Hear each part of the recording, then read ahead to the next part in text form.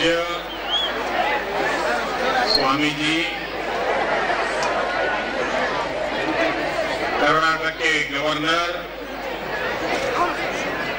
आदरणीय श्री वजुभाई वाला जी, पूज्य संतगण, सभी वरिष्ठ महानुभाव और नौजवान साथियों,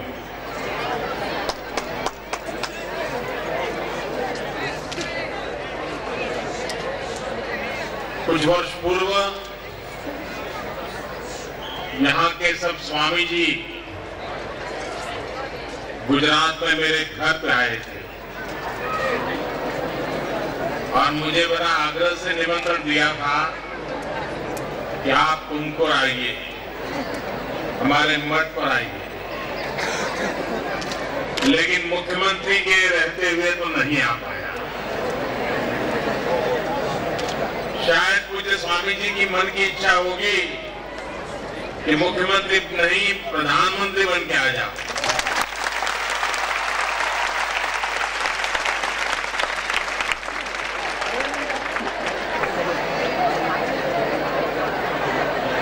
आज एक ऐसा पवित्र अवसर है। शास्त्रों में कहते हैं कि आज का प्रातः काल का समय जो है वो अमावस्या 200 वर्ष में एक बार आती है और अपने सभी पूर्वजों के कल्याण का ये पर्व मनाया जाता है हमारी परंपरा।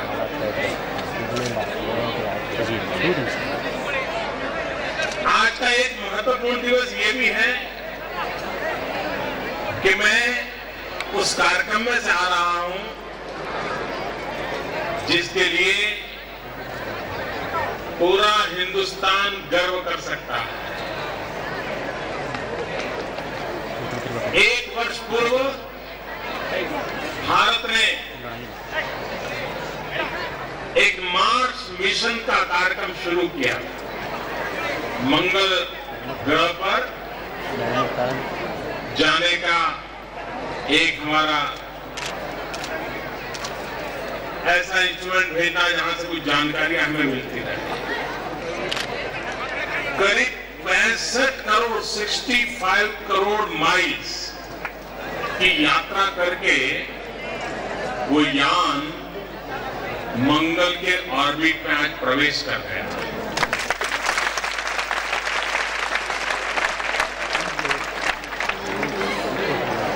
दुनिया में भारत ये पहला देश है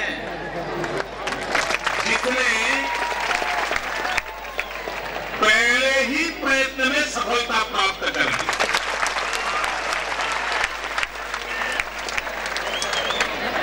और इसलिए हमारे जो वैज्ञानिकों ने ये सिद्धि प्राप्त की है, उनके सम्मान में मैं यहां उपस्थित सभी से प्रार्थना करता हूं कि हम खड़े होकर के ताली बजा करके इस भारत की महान सिद्धि के लिए और हमारे सभी वैज्ञानिकों का अभिनंदन करें।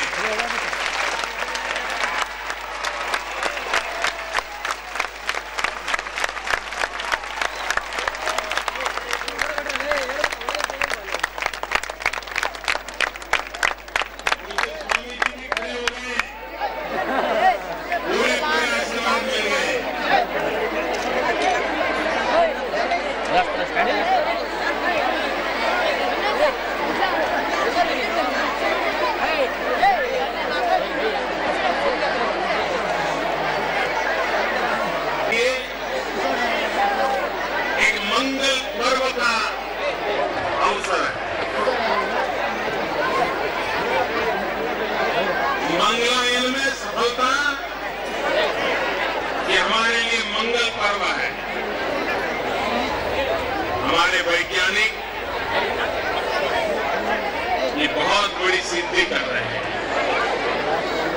मैं यहाँ सब विद्यार्थियों से प्रार्थना करता हूँ कि आप भाग्यशाली हैं कि आपको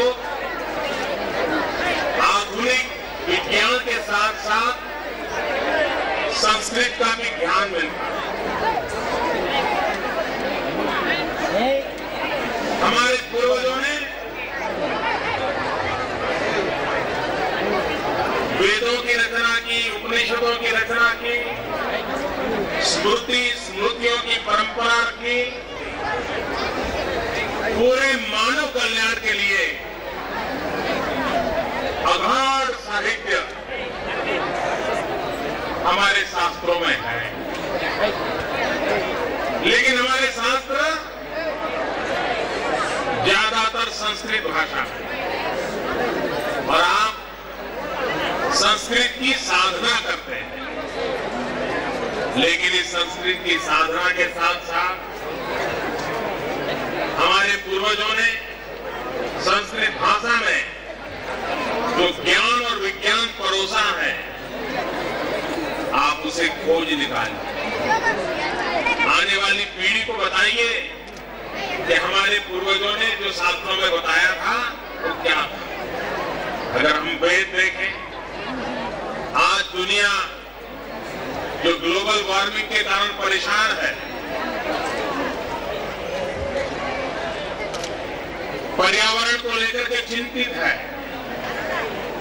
अगर कोई हमारे वेद को उठा करके देख ले और मनुष्य को कैसे जीना चाहिए, प्रकृति के साथ सह-अस्तित्व का जीवन कैसा हो, उन शास्त्रों में पूरी तरह लिखा गया है। और इसलिए आप जो संस्कृत के माध्यम से शिक्षा ले रहे हैं, उनके लिए देश की बहुत बड़ी सेवा करने का एक अवसर है। कभी कभी हमारे देश में ऐसी कल्पना है कि हमारे साधु महात्मा, हमारे मठ मंदिर ये कुछ करते नहीं है। सब महात्मा लोग मौज करते हैं, लड्डू खाते हैं,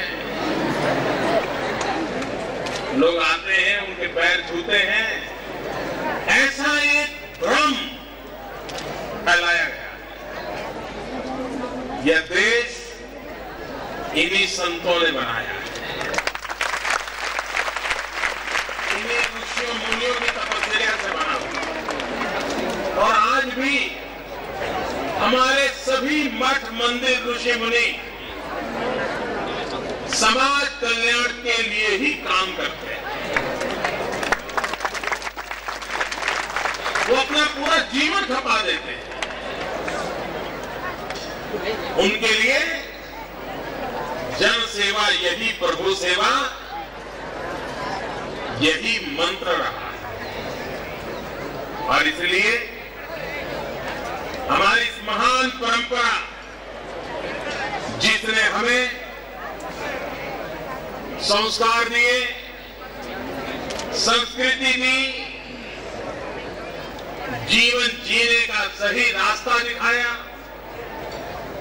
जीवन जीने का उद्देश्य बताया, जीवन जीने की प्रेरणा दी, ऐसे सभी संतों, महंतों, ऋषियों, मुनियों, आचार्य, भगवंतों सबको प्रणाम करते हुए हम भी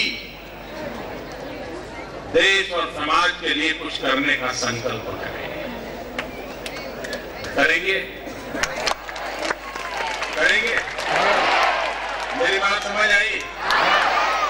मैंने देशवासियों से एक प्रार्थना की है। मैं देशवासियों से एक प्रार्थना करता हूं कि एक साल में 100 घंटे मुझे भिक्षा में दीजिए। आप संतों को भिक्षा देते हैं ना, तो मुझे भिक्षा देंगे? आप सब देंगे? मैं वो नहीं मांगूंगा जो आपसे कुछ लूट जाए। मुझे आपसे 100 घंटे चाहिए। देंगे? 100 आवर्स पूरे साल में 100 आवर्स देना है तो एक सप्ताह में कितना आवर देना पड़ता है? एक सप्ताह में कितना आवर देना पड़ता है? 2 घंटे दे सकते हैं। इन 2 घंटों का क्या काम करोगे? 2 घंटे सफाई के लिए,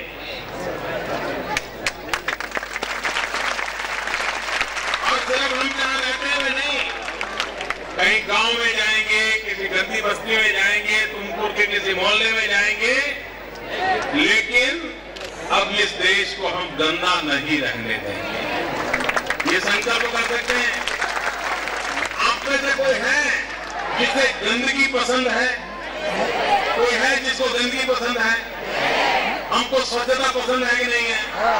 परमात्मा को भी स्वच्छता पसंद है कि नहीं है? अगर स्वच्छता हमें पसंद है तो स्वच्छ रहना चाहिए कि नहीं? स्वच्छ रखना चाहिए कि नहीं? और पूरे देश में अगर 125 करोड़ देशवासी तय करें कि हम गंदगी नहीं करेंगे, तो देश गंदा होगा क्या? हमारा गांव गंदा होगा क्या? हमारा मोहल्ला गंदा होगा क्या? हमारा घर गंदा होगा क्या? हम खुद गंदे होंगे क्या? नहीं होंगे ना। हम संकल्प करें।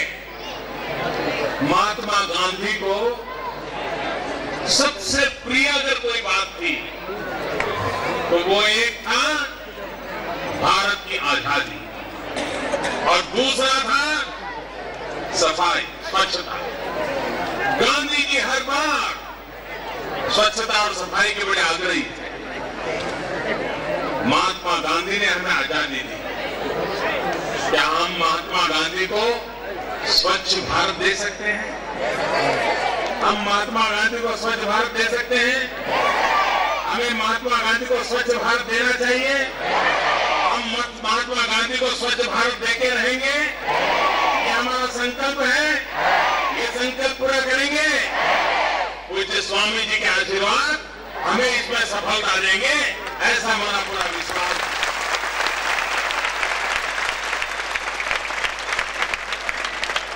कर्नाटक के कोने में स्वामी जी विराजमान है। 107 साल की उम्र हो गई, लेकिन सोचते कैसा है?